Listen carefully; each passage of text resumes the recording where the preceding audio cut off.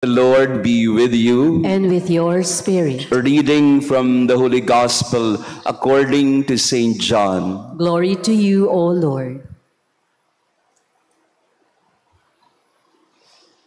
After Jesus had fed the 5,000 men, his disciples saw him walking on the sea. The next day, the crowd that remained across the sea saw that there had been only one boat there, and that Jesus had not gone along with his disciples in the boat, but only his disciples had left. Other boats came from Tiberias, near the place where they had eaten the bread when the Lord gave thanks. When the crowd saw that neither Jesus nor his disciples were there, they themselves got into boats and came to Capernaum looking for Jesus. And when they found him across the sea, they said to him, "Rabbi, when did you get here?" Jesus answered them and said, "Amen, amen, I say to you, you are looking for me, not because you saw signs, but because you ate the loaves and were filled. Do not work for food that perishes, but for the food that endures for eternal life, which the Son of Man will give you. For on him the Father, God, has set his seal." So they said to him, "What can we do to accomplish the works of God?" Jesus answered and said to them, "This is the work of God, that you believe in the one he sent." The Gospel of the Lord. Praise to you, Lord Jesus Christ. Please be seated. Praise be Jesus Christ. Now and forever. He is risen. Hallelujah. Hallelujah. Magandang Monday morning sa ating lahat. Pakibati din ng good morning ang ating katabi. Beautiful Monday morning to all of you, and to our online parishioners, thank you also for praying with us. Tinatanong ko yung mga sakristan, ba't ang dami-dami nyo ngayon, Monday? Wala ba kayong pasok? Absent ba kayo? Ayan. Yung pala ngayon ay walang pasok ba? O yan, di ibig sabihin, pwedeng mahaba yung homily. Tayo po ngayon ay nasa 16th mystery. Pang-16 na tayo sa 50 misteryo ng muling pagkabuhay. The 16th mystery. I met a fellow priest last Saturday. I was giving a strategic planning in the MOA area, in the Jesus, the Way, the Truth, and the Life shrine. At may isang pari doon na sumusunod pala sa ating 6 mysteries. Updated din siya sa ating mysteries. At tinatanong niya ako ng kasamang pari, "Ang hirap-hirap naman ang ginagawa mo, no? Parang talagang sigurado ka, 50 misteryo ng Easter meron tayo." So nagkakaroon kami ng healthy conversation about Easter mysteries. What do you really mean by Easter mysteries? Kahit yung pare, rin siya, parang curious yun siya, yung, what do you mean by Easter mysteries? We have only the mysteries of the Rosary, sorrowful, luminous, glorious, yan, joyful. Anong Easter mystery yung pinagsasabi mo? Nagbibiruan kaming ganyan. We had a friendly banter, and I had to explain to a fellow priest, what do we mean by Easter mysteries? I was telling him, there is only one mystery, the Paschal mystery, and we have navigated this Paschal mystery in the Holy Week, and even now during the Easter season, the Passion, Death, and Resurrection. And in the trilogy of the Paschal mystery, pinakamahaba yung Resurrection. Kasi yung Passion, gaano kahaba yung Passion? Isang araw lang yan Nagsimula nung gabi ng Thursday, natapos ng Friday at 3 o'clock nung namatay siya. Yung death is Friday afternoon hanggang Saturday, pagpasok ng Sabado ng gabi, Easter Vigil na, and nag-start na yung resurrection. So, in the Paschal mystery, the longest mystery is not the passion or the death. The longest is the resurrection. 50 araw. One mystery, but lengthened into 50 days of meditation. And the mystery is so full of many dimensions, so many dimensions that we cannot just capture it in one Sunday or 3 Sundays for that matter. We need 7 Sundays to meditate on the Easter mystery. And now we go to the 16th. Again, mystery not because we can't understand or it's a puzzle that needs to be solved, but mystery because it's the reality of God, the reality of the risen Lord that we need to enter into. In the 16th mystery, we go to John chapter 6. O ito po, get your Bible, kasi for the whole week, if you are going to Mass the whole week, from Monday to Saturday, we will be reading the chapter of John chapter 6, the Bread of Life Discourse. Ito po yung bubunuin naman natin.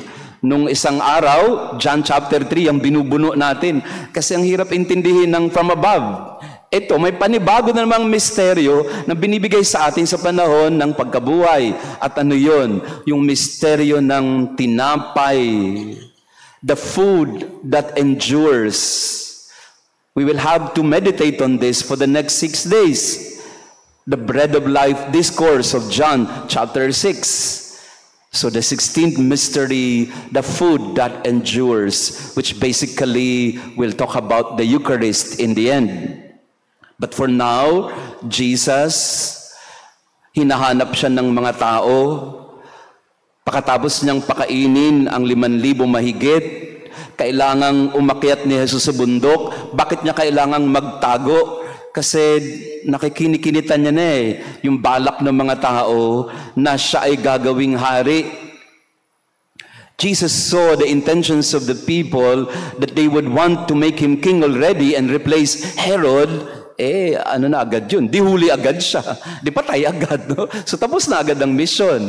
Kaya iwas-iwas muna si Jesus, umakyat ng bundok, at nung gabi na, bumalik sa baba, sinundan yung mga alagad, naglakad sa tubig kasi iniwanan siya. No, ito yung mga alagad na to, no? Pakatapos mong pakainin. Iniwanan si Jesus. So nakita ni Jesus, wala na siyang kasama. Ganon, wala akong bangka. O sige, lakad na lang ako sa tubig.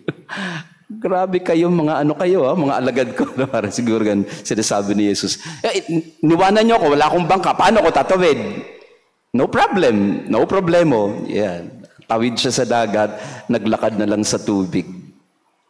How we wish we could be Jesus, no? To be able to do these things. Balik sila sa Capernaum, nabalitaan ng mga tao, nandun na sila sa Capernaum, the headquarters. And now, people were looking for him. And Jesus told them, oh no, you are looking for me, yes, but because you did not see the sign, but because you ate the loaves. And so here comes the statement of Jesus, do not work for food that perishes, but for the food that endures for eternal life, which the Son of Man will give you. People were looking for Jesus because they needed bread. They were hungry in their stomach. They were looking for Jesus because they were satisfied with what the Lord gave them, the material gifts. But Jesus was telling them, do not work for this food alone, because this food perishes. But look for the food that endures to eternal life. You came looking for me. I'm happy with that. But you're looking for me because you benefit from me. You did not really want to know me. Minsan ganyan tayo sa mga kaibigan. Hinahanap lang natin yung mga kaibigan pag may pagkain. Pero pag wala ng pagkain, hindi mo na maalala. Siguro ganyan ang sinasabi ng mga parishioners ko sa akin ngayon, no? Father, naalala mo lang kami pagka gusto mong kumain. Hindi naman. Minsan-minsan gano'n. Pero minsan may mga kaibigan tayo na friends with benefits. But Jesus does not want that. Jesus does not want a friendship out of benefits. It's not a transactional friendship. Jesus doesn't want a transactional friendship. Transactional meaning, scratch my back, I'll scratch yours. Mutually beneficial for us. He does not want that. He wants a loving relationship. An agapeic love of relationship. Not with benefit alone, but with real love, connection, care for one another. Jesus wants a relationship. He does not want a friendship with benefits only. Ang sinasabi ni Jesus sa mga tao, hindi naman ako ATM. Pagka naglagay kayo ng PIN code nyo, lalabas ang cash nyo. Pag nagdadasal kayo, hindi naman yan automatic na pag nagdasal kayo, andyan na agad. That's how we look at Jesus more often than not. That's how we treat God more often than not in our life. Benefit. Especially the material benefit. Lord, I come to you because I am sick. Heal me. Lord, I come to you. I have no job. Find me a job. Lord, I come to you. I'm applying for a visa. Please give me a visa. Lord, I'm coming to you because I have a need for my family. Give it to me now. And if it is not given, our faith is challenged. Our faith wanes. And we say to the Lord, anong klase ka naman kaibigan? Di ka naman nagbibigay. But Jesus does not want a friendship like that. He wants a friendship that is authentic.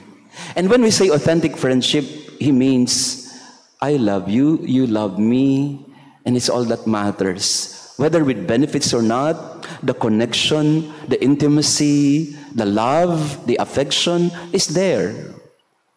That's what Jesus wanted of the people, but they could not give it to Him because they were only looking for Him for the food. But Jesus, in the Easter mystery, and this is the mystery that we are trying to understand, the mystery of Jesus is, He is a God who wants to connect with us in a personal, intimate, close way. He does not want to be a God that dispenses graces alone. He does not want to be a God who just gives you and gives you things. Na parang hanggang doon na lang ba yung relationship natin? Habang nagagamit mo ko, user lang ba tayo? At minsan, ganun tayo sa Panginoon at ganun din tayo sa isa't isa. So mag-ingat din tayo sa mga kaibigan na ginagamit lang tayo. Minsan, kaibigan ka lang kasi may napapakinabangan eh.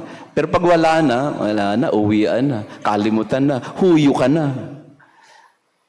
But Jesus doesn't want a relationship like that. He wants a relationship of trust. A relationship of intimacy, a relationship of closeness, a relationship of personal connection with Him. Don't rely on the priest to lead you to Jesus. Don't rely too much on others to teach you about Jesus, because you can connect with Jesus yourself. You can establish a friendship with Him. Minsan tayong mga Katoliko, yan ang problema natin. Parang inaasa natin lagi sa simbahan, sa pare. Kaya hindi na ako nagsisimba kasi kayo mga pari eh. O kaya hindi na ako nagpupunta ng simbahan kasi yung simbahan ganito naman eh. Parang ganun, nakaasa kay Father ang pananampalataya mo? Hindi. Pananampalataya mo ay personal. Ang pananampalataya mo ay ikaw at ang Diyos. In philosophical terms, the I-thou relationship, not an I-it relationship of things, but an I-thou relationship of intimacy. You are my God and my Lord and my Savior. I want to know you more, not because I get something from you, but I want to know you more because you are my Lord.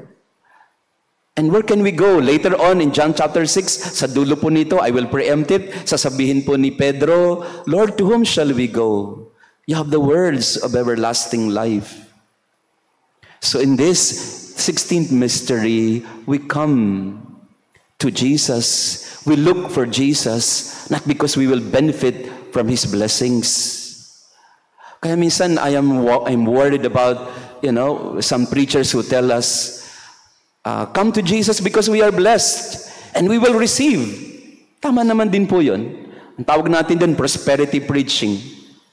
Lumapit kay Jesus kasi aayos ang buhay natin. Makikinabang tayo sa Kanya. No. God doesn't work that way, or the love, our relationship with God doesn't work that way. It's not a transactional one. It is a loving relationship. You stay no matter what, and that's love. Love is without getting from you, I am here, I mean to stay because I love you. There's no other reason except I love you. Di ba ganun naman sa marriage? Sa marriage, I stay with you, I'm stuck with you, not because I get something from you, but because I love you. There's no other reason. In the family, I stay here, not because for anything else, but because I want to stay here. I want to stay with you. Umalis ng lahat, hindi ako aalis. Yun ang ginawa ni Stephen sa ating unang pagbasa. And now, as I've said, we are looking at two movies, John chapter 6, and now we are introduced in the first reading to the person of Stephen. Oh, I would like to discuss Stephen with you, but we don't have the time. But you may explore Saint Stephen in our first reading, and that would be in Acts again, Acts chapter 6. So John 6 and Acts 6. Stephen, he is one of the deacons, and then he now preaches to the people, and people were not very receptive of his message. At ngayon, narinig nila si Stephen na nagsasalita, at siniraan nila si Stephen, hinarap nila si Stephen sa Sanhedrin, at subaybayan po ninyo yung kwento ni Stephen, kasi makikita natin yung batang ito around in his 20s. And ang sabi ng ating unang pagbasa, he looked like an angel. He had the face of an angel, Stephen. He was filled with grace and power. He was working great wonders and signs. And so Stephen, one who was fallen in love with Jesus, nakamukha niya na si Jesus, ngayon, ihaharap siya as a sentensyahan siya. And we know that Stephen is the first martyr of the church. Babatuhin siya. So we look at these two parallel stories, Jesus with his disciples and Stephen, who is so in love with Jesus that now he becomes the first to lay down his life for Jesus. So in this Mass, as Jesus feeds us in the Eucharist, let us look for him for the right reason. Let us look for Jesus, not for the material blessings. Let us look for him because he has the food that endures, the food for eternal life. Praised be Jesus Christ. Now and forever. Please stand. Let us pray. Almighty, ever-living God, who restore us to eternal life in the resurrection of Christ, increase in us, we pray, the fruits of this Paschal sacrament and pour into our hearts the strength of this saving food through Christ our Lord. Amen. Maraming salamat sa inyong pagdalo sa ating banal na misa.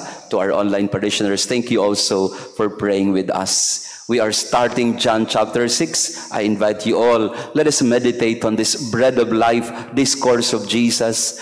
And this is our path to eternal life, the Eucharist. The Eucharist is God's path for us to be with him in the eternal banquet of heaven. This is the food that never perishes. This is the food that leads us to eternal life. The Lord be with you. And with your spirit. And may our loving God bless you and your family, the Father, the Son, and the Holy Spirit. Amen. Our Mass has been offered. Go in peace to love and serve the Lord. Alleluia, alleluia. Thanks be to God. Alleluia, alleluia.